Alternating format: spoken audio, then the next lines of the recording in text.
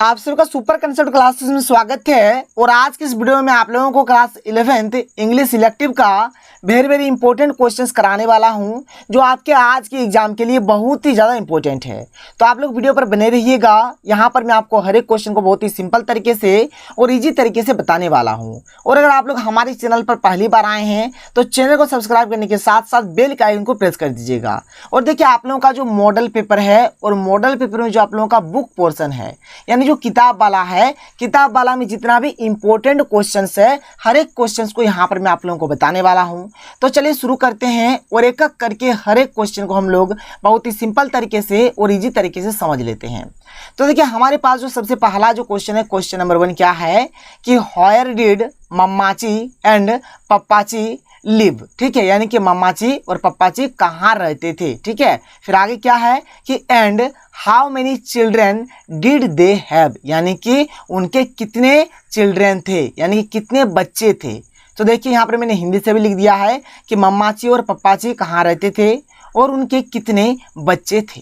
ठीक है, कोई प्रॉब्लम नहीं हुआ। अब आगे चलिए, यहाँ पर ये जो मम्माची और ये जो पप्पाची है, ये कहाँ रहते थे, देख लीजिए। यहाँ पर मैं लिख दिया है, क्या है, अयामा नाम। ठीक है, इस जगह पे रहते थे और इनके 2 बच्चे थे, एक था बेटी और एक था बेटा।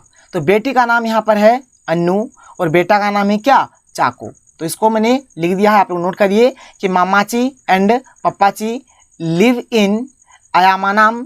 दे have 2 children, a daughter named Annu and a son named Chacko. आगे बढ़ते हैं, क्वेश्चन नंबर 2 की ओर चलते हैं और देख लेते हैं क्वेश्चन नंबर 2। यहाँ पर टोटल मिलाकर हमारे पास 20 क्वेश्चन है, 20 प्रश्न है। क्वेश्चन नंबर 2 क्या है कि हाउ ओल्ड वाज सत्यजीत, यानी कि सत्यजीत कितने वर्षों का था। तो वह 40 साल का था, याद रखिएगा। एंड इन व्हिच, क्या है, फर्म या फिर सेक्टर डिड ही वर्क, यानी वह कौन से फर्म में या फिर कौन से सेक्टर में वर्क करते थे, काम करते थे। तो देखिए, यहाँ पर मैं लिखा है कि सत्यजीत वाज ए टॉल, वो एक लंबा सा, थिन यानी कि पतला सा, शार्प यानी कि बुद्धिमान यानी कि तेज दिमाग वाला, तो शार्प फिशर्ड मैन, एज्ड 40 साल का था।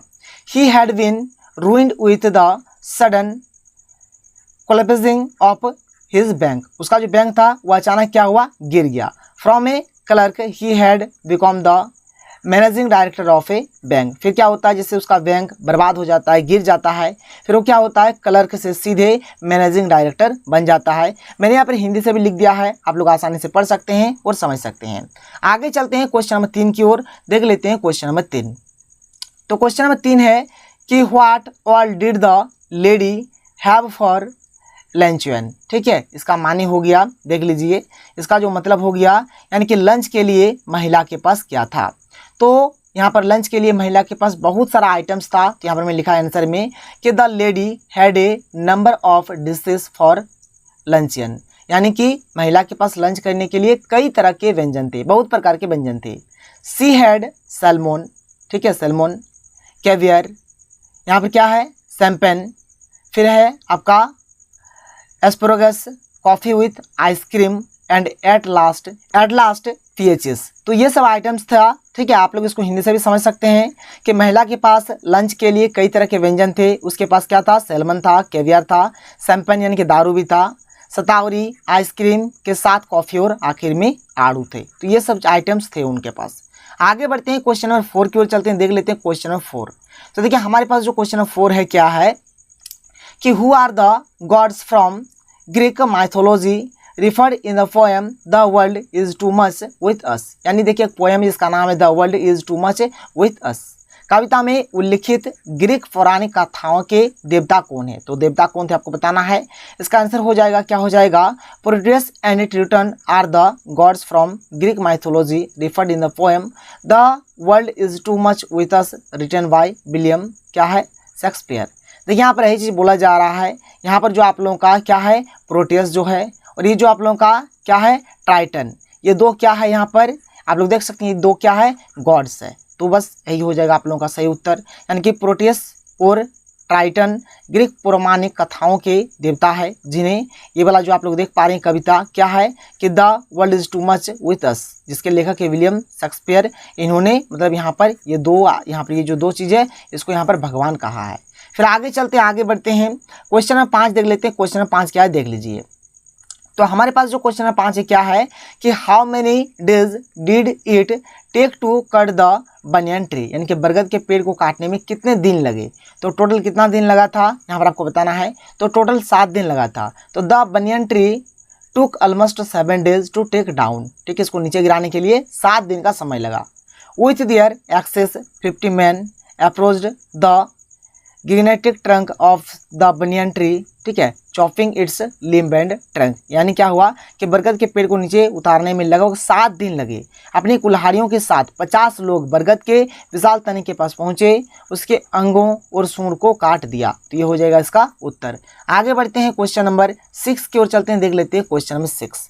आगे बढ़िए, यहाँ पर क्वेश्चन 6 क्या है देखिए कि how is the task of reading the work of a good author, यानी कि एक अच्छे लेखक की कृति को पढ़ने का कार्य कैसा होता है। कोई अगर एक अच्छा लेखक है, जो भी वो कृति माने जो भी वो रचना करेगा उसको पढ़ना बहुत ही कठिन होता है। उनका जो शब्द शैली होता है उन्हीं को आप लोग समझ नहीं पाइएगा, ठीक है। तो इसका आंसर हो जाएगा कि अकॉर्डिंग टू जॉन रस्किन, यानी कि जॉन रस्किन के आधार से अगर देखा जाए तो reading the work of a good author is a painstaking, ठीक है, पेनस्टेकिंग मतलब वो क्या होगा हमारा, वो मतलब दर्द भरा होगा, श्रम साध्य होगा, बहुत ही टाइम टेकिंग वाला होगा। Task as it is not very easy to get into the meaning of the words that the author was written. यहाँ पर जो ऑथर है, जो लेखक है, वह किस किस तरह का वर्ड्स का यूज करेगा हम लोग समझ ही नहीं सकते हैं। इट्स से क्या है painstaking task just as mining, यह हमारे लिए क्या है एक पेंस टास्किंग, यहाँ पर क्या है पेंस टेकिंग टास्क है। आगे बढ़ते हैं, आगे चलिए। आगे जो है हमारे पास अगला जो प्रश्न है क्वेश्चन नंबर 7। तो देखिए क्वेश्चन नंबर 7 क्या है कि what are concepts that Kumudini Lakhia represent through Duvidha, यानी कि कुमुदिनी लाखिया दुविधा के माध्यम से किन अवधारणाओं का प्रतिनिधित्व करते हैं। तो देखिए यहाँ पर थ्रू दुविधा यानी कि दुविधा के माध्यम से, जो कुमुदिनी लाखी है represents the plight of a middle class women who is क्या है change to the tradition of Indian wife, यानी क्या बोला जा रहा है कि दुविधा के माध्यम से कुमुदिनी लकी एक मध्यम वर्ग की महिला की दुर्दशा का प्रतिनिधित्व करती है जो भारतीय जीवन की परंपराओं से बंधी हुई है, ठीक है। आगे देखिए, आगे हमें यहाँ पर क्या दिया गया है, आगे यहाँ पर हमें दिया गया है कि she uses the concept of the desire for power, ठीक है, मतलब यहाँ पर इस ये जो कंसेप्ट है इसमें क्या पावर के लिए डिजायर हो सकता है। क्या है Panch Paras is all about the exploration of spiritual life, यानी कि पंच पार सभी आध्यात्मिक जीवन की खोज के बारे में है, इसको भी नोट कर लीजिए। आगे बढ़ते हैं क्वेश्चन नंबर 8 की ओर चलते हैं, देख लेते हैं क्वेश्चन नंबर 8 हमारे पास क्या है। तो देखिए क्वेश्चन नंबर 8 क्या बोल रहा है कि why did papa ji not help mama ji with the क्या है पिकल मेकिंग, यानी कि अचार बनाने के टाइम पप्पा जी ने मम्मा जी की मदद क्यों नहीं की, आप लोगों को बताना है। तो देख लीजिए इसका जो उत्तर हो जाएगा क्या हो जाएगा, इसका उत्तर आप लोग देख सकते हैं क्या है कि Pappachi was 17 years older to his wife Mammachi, यानी कि जो पप्पाची है वो अपनी पत्नी मम्माची से 17 वर्ष बड़े थे। He realized with a shock that he was old while his wife was still in her prime, बोला जा रहा है कि देखिए पहला बात 17 साल का ये मतलब इससे मतलब ज़्यादा एज का था। तो यहाँ पर होता क्या है, मतलब यहाँ पर ये जो पप्पाची है ये मतलब सोचता है कि जो मम्माची है वो अभी भी जवान है और हम अभी बूढ़े हो चुके हैं, इसलिए उनका मदद नहीं करते हैं। फिर आगे है कि ही क्या है resented his wife still looking young while he looked old out of jealousy he didn't help his wife through her eyesight was weak. He didn't consider this job suitable for high ranking ex government official। देख लीजिए यहाँ पर मैंने इसका हिंदी मतलब भी लिख दिया है। अभी मैंने जो जो चीज़ पढ़ा इसको मैंने लिख दिया है कि पप्पाची अपनी पत्नी मम्माची से 17 वर्ष बड़ी थे। उसने एक झटके के साथ महसूस किया कि वह बूढ़ा हो गया था, जबकि उसकी पत्नी अभी भी अपनी चरम पर थी, यानी कि जवान थी। उसने अपनी पत्नी को अभी भी जवान देखने का नाराज़गी जताई, जबकि वह बूढ़ा दिख रहा था। इसलिए से उसने अपनी पत्नी की मदद नहीं की, हालांकि उसकी दृष्टि कमजोर थी। उन्होंने इस नौकरी को उच्च पदस्थ पूर्व सरकारी अधिकारी के लिए उपयुक्त नहीं माना। ठीक है, ये हो जाएगा इसका उत्तर। जो मैंने आप लोगों को ऊपर में इंग्लिश बताया, इसका ये हिंदी मतलब है। अगर आप लोग नहीं समझ पा रहे हैं अच्छे तरीके से, तो आप लोग हिंदी इंग्लिश दोनों को मिलाकर पढ़िए, आप लोग हर एक चीज़ को समझ जाएंगे। क्वेश्चन नंबर 9 हमारे पास क्या है, देखिए कि what did the telegram announce which, क्या सत्यजीत रिसीव, टेलीग्राम ने क्या घोषणा की जो सत्यजीत को मिला। इसका उत्तर हो जाएगा ये telegram had come to Satyajit on last, क्या है, Tuesday. The telegram announce the safe birth of the child of, क्या है, बीना। इसका माने क्या हो गया, देख लीजिए, बात को ध्यान से सुन लीजिए।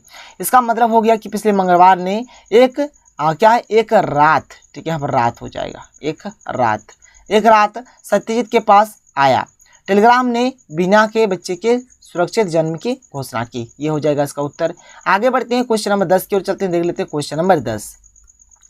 तो हमारे पास क्वेश्चन नंबर 10 क्या है कि what did the narrator order for the lady initially and for himself, यानी कि वर्णनकर्ता ने शुरू में महिला के लिए और अपने लिए क्या आदेश दिया था। देखिए क्या आदेश दिया था, तो द नरेटर वाज विथ ए, क्या, women who ordered many expensive dishes, उन्होंने क्या क्या, बहुत ही मतलब दामी मतलब बहुत ही अधिक दाम वाला जो डिशेस है, जो खाने के सामान है, उसका ऑर्डर दिया। बट सीइंग ऑल दोज, क्या है, delicious dishes he through all the, क्या, courses and ordered coffee for himself. मतलब ये क्या करते हैं, देखिए इन लोग क्या करते हैं, लेकिन उन सभी स्वादिष्ट व्यंजनों को देखकर उन्होंने सारी सावधानी बरती और अपने लिए कॉफ़ी मंगवाई। ये तो बात कॉफ़ी मंगवाने का है, लेकिन यहाँ पर क्या होता है, मतलब देखिए पहला बात तो यहाँ पर क्या, the narrator was with A women who order many expensive dishes, उन्होंने क्या क्या ऑर्डर किया, क्या एक्सपेंसिव डिशेस का उन्होंने ऑर्डर किया, बहुत सारे, मतलब यहाँ पर जो महंगे जो मतलब खाने का सामान है उसका ऑर्डर दिया था। क्वेश्चन नंबर 11 क्या कह रहा है, देख लीजिए कि what is the point of the poem, the world is too much with us, dissatisfied with the way that human beings have been living in their houses। तो देख लीजिए इसका मतलब और इसका उत्तर। तो चलिए सबसे पहले हम लोग इसके मतलब को समझ लेते हैं, इसका मतलब क्या है, फिर हम लोग इसके आंसर को भी देखेंगे। तो इसका जो मतलब हो गया, देख लीजिए क्या है, एक यहाँ पर जो कविता की the world is too much with us, कविता के कवि इस बात से असंतुष्ट क्यों है कि मनुष्य अपने घरों में रह रहा है। तो इसका उत्तर हो जाएगा द पोएट विलियम, क्या है, Wordsworth is in his poem The World is Too Much With Us feels that people are content with the way that they have been, क्या है, visibly and ignorantly living their lives which disappoints him। यानी कि कवि William Wordsworth ने अपनी कविता the world is too much with us में महसूस किया है कि लोग इस तरह वे संतुष्ट हैं, वे आनंद पूर्वक और अनजाने में अपना जीवन व्यतीत कर रहे हैं जो उसे निराश करता है। ठीक है, इसका माने ये हो जाएगा, इसको आप लोग नोट डाउन कर लीजिए। देखिए अभी आप लोग विश्वास नहीं करिएगा, अभी रात का बज रहा है 2, ठीक है, और अभी मैं वीडियो बना रहा हूँ, इसलिए मतलब बीच बीच में थोड़ा बहुत नींद भी लग जा रहा है। खैर कोई दिक्कत नहीं। क्वेश्चन नंबर 12 क्या देखिए कि व्हाट डज द, क्या है यहाँ पर, what does the quack do while sleeping, यानी कि क्या कि बाज सोते समय क्या करता है। तो बाज सोते समय क्या करता है, देख लीजिए कि व्हाइल स्लीपिंग द क्वाक, क्या है, rehearses how he can make the act of killing and eating other, क्या है, creatures in a perfect way. मतलब जो बाज वो अभ्यास करता है कि किस प्रकार से दूसरे प्राणियों को मारा जाए, खाया जाए, उसको मतलब रखा जाए। आगे बढ़ते हैं, आगे चलिए क्वेश्चन नंबर 13 की ओर चलते हैं, देख लेते हैं क्वेश्चन नंबर 13। तो क्वेश्चन नंबर 13 हमारे पास है कि what are the concepts that, क्या है, कुमुदिनी लखिया रिप्रेजेंट थ्रू, क्या है, अताकिन। तो देख लीजिए इसका जो उत्तर हो जाएगा, क्या हो जाएगा इसका उत्तर, आप लोग देख सकते हैं इसका जो उत्तर हो जाएगा क्या हो जाएगा। देख लीजिए यहाँ पर साफ साफ लिखा गया है, तो यहाँ पर इसका जो उत्तर हो जाएगा, यहाँ पर पहले प्रश्न क्या होता है, किन के माध्यम से कुमुदिनी लखिया किन धारणाओं को प्रतिनिधित्व करते हैं। इसका हो जाएगा थ्रू, क्या है, अताकिन। Kumudini Lakhia represents the concept of Ranchi, क्या है, पंचपरास, कंसेप्ट जो है पंचपरास का कंसेप्ट दिया। Which is all about the exploration of spiritual life, यानी कि अतः किन के माध्यम से कुमुदिनी लाखिया पंचपार की अवधारणा का प्रतिनिधित्व करती है जो आध्यात्मिक जीवन की खोज के बारे में है। तो देखिए आगे क्वेश्चन नंबर 14 क्या है कि what was the common bond between tigers and ship. Tigers यानी हो गया बाघ और शिप मानी हो गया भेड़, यानी कि बाघ और भेड़ के बीच का जो कॉमन बॉन्ड था, जो कॉमन जो बंधन था, क्या था, आपको बताना है। तो देखिए इसका आंसर हो जाएगा कि the phrase play the flute all day refers to the freedom of the shepherd to play music throughout the day. Similarly, the tigers and the sea dog are free to drink water from the same pond. The only common bond or union between them is that their stomachs are filled with water or both. Their thirst is quenched. अब देखिए इसका जो मतलब हो गया, ठीक है, इसका मतलब भी यहाँ पर मैंने नीचे लिख दिया है। इसके पहले आप लोग उत्तर को लिखिए। यहाँ पर एक्चुअली कहने का जो तात्पर्य है क्या है कि यहाँ पर ये जो आप लोग जो देख पा रहे जो फ्रेजेस है कि पूरे दिन बांसुरी बजाना चारवाही की पूरे दिन संगीत बजाने की स्वतंत्रता को दर्शाता है। इसी तरह बाघ और वह कुत्ता एक ही बंधन से पानी पीने के लिए स्वतंत्र है, यानी कि दोनों एक ही बंधन से पानी पीने के लिए स्वतंत्र है।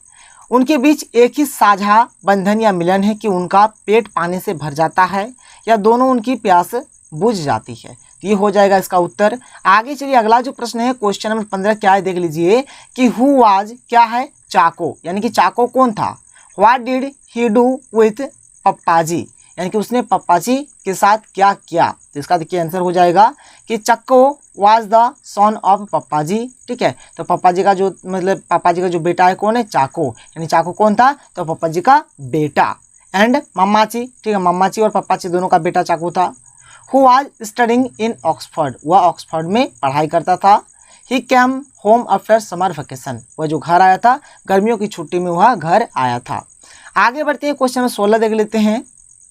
क्वेश्चन नंबर 16 क्या देखिए कि why was Satyajit not disclosing his present financial condition to uncle Shrinath, यानी कि सत्यजीत चाचा श्रीनाथ को अपने वर्तमान वित्तीय स्थिति का खुलासा क्यों नहीं कर रहा था। तो इसका आंसर हो जाएगा कि it was because of Satyajit क्या है benediction that all the daughters of Shrinath could be married. He couldn't reveal the tragedy of his life that he was no more in a position to be called their benefactor. अब इसका जो मतलब हो गया, इसका मतलब भी आप लोग समझ लीजिए। यहाँ पर इसका जो मतलब हो जाएगा क्या हो जाएगा, इसका मतलब है कि सत्यजीत की कृपा से ही श्रीनाथ की सभी कन्याओं का विवाह हो सका। वो अपने जीवन की त्रासदी को प्रकट नहीं कर सका कि वह अब उनके हितैषी कहलाने की स्थिति में नहीं था। आगे चलिए, यहाँ पर आप लोग एक बोतल देख सकते हैं। बोतल देख आपको यहाँ पर कुछ कुछ याद आ रहा है कि what was the women's excuse for ordering क्या है शैंपेन, यानी कि शैंपेन ऑर्डर करने के लिए महिला के पास क्या बहाना था। इसका उत्तर हो जाएगा कि her excuse for ordering champagne was that her doctor wouldn't have let her drink anything but champagne, यानी शैंपेन ऑर्डर करने का उसका बहाना यह था कि उसका डॉक्टर उसे शैंपेन के अलावा कुछ भी नहीं पीने देता था। देखिए मतलब ये बहाना, मतलब शैंपेन पीना है, दारू टाइप का पीना है, तो बहाना क्या है कि नहीं मेरा जो डॉक्टर है मना क्या है, हमको खाली शैंपेन ही पीना है। तो इस प्रकार से वह बहाना मार रहा है। फिर आगे क्वेश्चन 18 क्या है कि why does man see little in nature according to William Wordsworth in the poem the world is too much with us, यानी कि विलियम वर्ड्सवर्थ के अनुसार the world is too much with us कविता में मनुष्य को प्रकृति में छोटा क्यों दिखाई देता है। इसका आंसर है according to the poet man believes that there is little to gain from spending time. Spending time फिर क्या है देख लीजिए आगे, spending time amidst nature than spending money and time to fulfil our materialistic demands, यानी कि कवि के अनुसार मनुष्य का मानना है कि प्रकृति के बीच समय बिताने से हमें अपनी भौतिकवादी मांगों को पूरा करने के लिए पैसा और समय खर्च करने के अलावा बहुत कम लाभ होता है। क्वेश्चन नंबर 19 क्या कह रहा है देख लीजिए, ठीक है। क्वेश्चन नंबर 19 देखिए, यहाँ पर मैं आप लोगों को कंप्लीटली डिटेल में नहीं ले जा रहा हूँ क्योंकि टाइम बहुत ही कम है, आप लोगों का आज ही एग्जाम है, इसलिए मैं यहाँ पर मैं आपको फास्टली बता दे रहा हूँ। क्वेश्चन नंबर 19 क्या देख सकते हैं कि how has the poet what out her emotional attachment to her mother tongue, यानी कि कवि ने अपनी मातृभाषा के प्रति भावनात्मक लगाव को किस प्रकार प्रकट किया है। तो देख लीजिए इसका जो उत्तर होगा, इसका उत्तर आप लोग किस प्रकार से क्या लिखेंगे देख लीजिए। तो इसका उत्तर हो जाएगा कि the poet has put out her emotional attachment to her mother tongue in the form of this beautiful poem wherein she treats her mother tongue as Shahni and the poet herself as a maid to the service of the queen, यानी कि कवि ने अपनी मातृभाषा के प्रति भावनात्मक लगाव को इस सुंदर कविता के रूप में प्रस्तुत किया है, जिसमें वह अपनी मातृभाषा को सहानी और कवि को दासी के रूप में मानती है रानी की सेवा के लिए। ठीक है, रानी की सेवा के लिए इस प्रकार से मान रहे हैं।